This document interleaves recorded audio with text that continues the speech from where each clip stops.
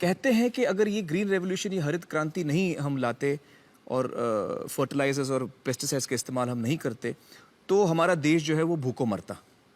इसमें आपकी क्या राय है?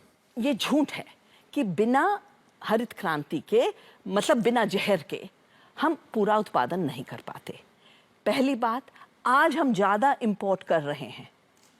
आज जो दाम बढ़ रहे हैं इसलिए बढ़ रहे हैं कि हमारा सारा दाल गायब हो गया हरित क्रांति की वजह से, सारे तेल गायब हो गए, क्योंकि ये मोनोकल्चर होता है, एक ही फसल उगा सकते हो, बस गेहूं या चावल या कपास। पंजाब में और कुछ नहीं दिखने को मिलता। हम 70% डिपेंडेंट हो गए basic oil and pulses import पे। वो दाल और तेल हम खुद उगा सकते थे अगर हम ढंग की खेती कर रहे होते, अगर मिश्रित खेती कर रहे होते। जब लोग इकट्ठा करके काम करते हैं तो ज्यादा काम हो जाता है जी। जब पौधे इकट्ठा काम करते हैं, जब आप दाल का पौधा गेहूं के साथ लगाओगे तो दाल नाइट्रोजन मुफ्त में गेहूं को दे रही है। अच्छा, हवा से लेके सीधे दे रही है, यूरिया की जरूरत नहीं। तो ऑर्गेनिक खेती जो है उसमें ये सारे अलग अलग किस्म के जो सीड्स हम एक साथ उगाते हैं, मिश्रित। इसीलिए हम इसको जैव विविध जैविक खेती कहते हैं, क्योंकि विविधता से ही प्रकृति चलती है। करेक्ट। और जो कहते हैं कि हमने रासायनिक और नए बीज की वजह से उत्पादन बढ़ाया, अगर आप कैलकुलेशन करो कि पूरी जमीन पंजाब की अकेली धान और गेहूं उगाएगी तो ज्यादा चावल और गेहूं तो होगा ही। आप जब दालें नहीं उगा रहे, चना नहीं उगा रहे, तूर नहीं उगा रहे, मूंग नहीं उगा रहे, उड़द नहीं उगा रहे, तो उतना तो बढ़ेगा ही। रिप्लेसमेंट का फैक्टर है। और एक और से जुड़ा हुआ है कि पेस्टिसाइड की एक बीमारी है।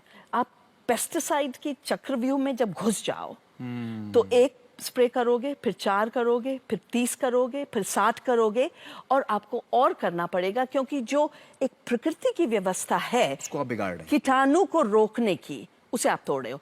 और वो अंदर है, खाने के अंदर है, हर सेल के अंदर है। तो आप सोचते हैं अच्छा सेब को आपने पील कर दिया, बहुत अच्छा है, सेब के अंदर है pesticide. And these are all impacts of जहर, जिसको हमने दवा करके किसान को गुमराह किया है कि बेटा और स्प्रे करो। अच्छी चीज तो ज्यादा होनी चाहिए दवा ना। है, डालो। दवा है तो दवा तुम नहीं है, जितनी जहर। ज्यादा हो लोगे अच्छा करेगा। दवाई के लिए, असली दवाई के लिए इतना कॉशन है कि डॉक्टर जब दवा देता है कहता है इसके साथ ये मत खाना, 2 घंटे का एक सेपरेशन दो।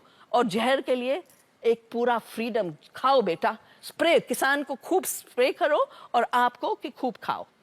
और इसलिए अगर हम इंडिया को शाइनिंग मानते हैं, इंडिया को एक इमर्जिंग ग्लोबल सुपर पावर मानते हैं, उसका मेजर होना चाहिए कि भारतवासी कितने संपन्न हुए, किसान कितने संपन्न हुए। 2.5 लाख किसानों ने आत्महत्या कर ली। वो आत्महत्या जुड़ी हुई है कर्ज से। कर्ज है बीज और जहरीले रासायनिक के लिए, और दूसरी तरफ बीमारी फैल रही है।